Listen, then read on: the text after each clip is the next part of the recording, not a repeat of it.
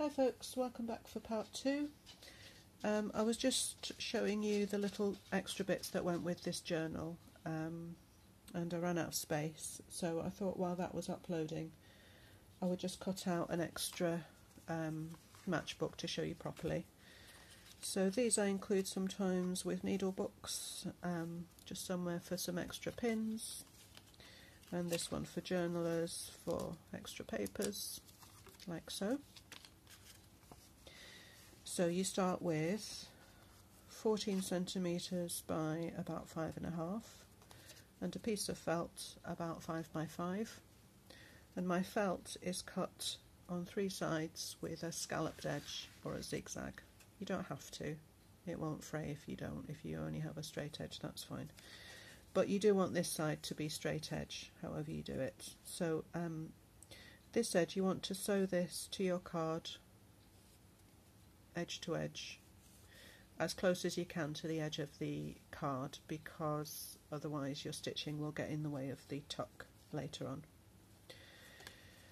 So I've sewn that down, and then what I do is fold 1 centimetre like so and glue that down and press really firmly.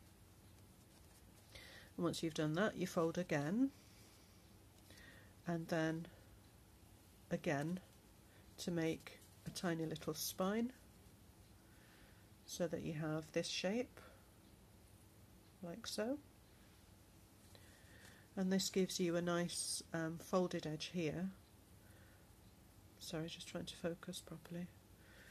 That gives you a nice folded edge, which is much more, you know, nice. It's nice.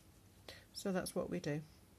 And then just above the level, the height of your felt, you want to fold it again and again for a tiny little spine, which just helps it sit properly and accommodate either your pages or your felt, and then that just tucks in. And as you can see, the writing is now the right way up. And the other thing that came with the journal is this little notebook. Oh, and I forgot to say, of course you can decorate these with rubber stamp or a bit of washi or something, and even make them bigger. You know, you could make it this size, because they're nice to throw in a handbag, you know, with a little tuck there where your papers are protected. So this was a little idea.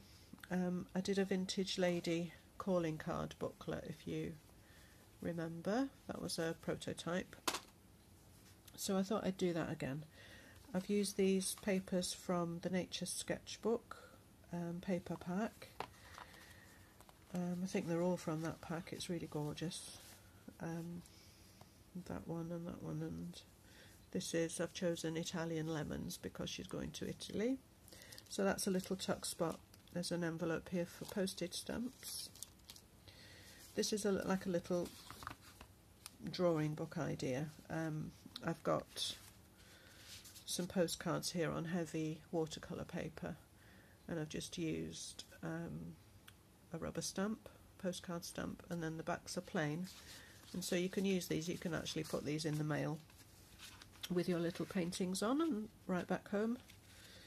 This is your watercolour palette that you can actually use.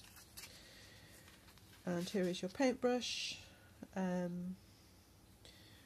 You could take a water brush with you if you know, find that more useful, or flirt with an Italian waiter and I'm sure he'll bring you a glass of water to use. So that's for sending mail back home. This is just a little notebook. I've left this loose. You could just sew them in here, but I've left it so that you're able to swap it out when it's full and reuse the notebook. And a pencil on that side. And that's that. I've covered that with a matte gel medium so it's nice and protected. And sorry, I'm rushing because my camera's about to lose its battery. Just to request again, if anyone has information perhaps about their own country and the mailing system and the customs system, if you know anything about sending pressed flowers, you know, like sometimes you see on my tags, if you have any information, it would be very gratefully received. You know, things like that. Am I allowed to send them? I don't know. Skeleton leaves in tags, because they are sealed. I don't know what the rules are, but I'd like to find out. So, thank you guys. I'll see you next time. Bye.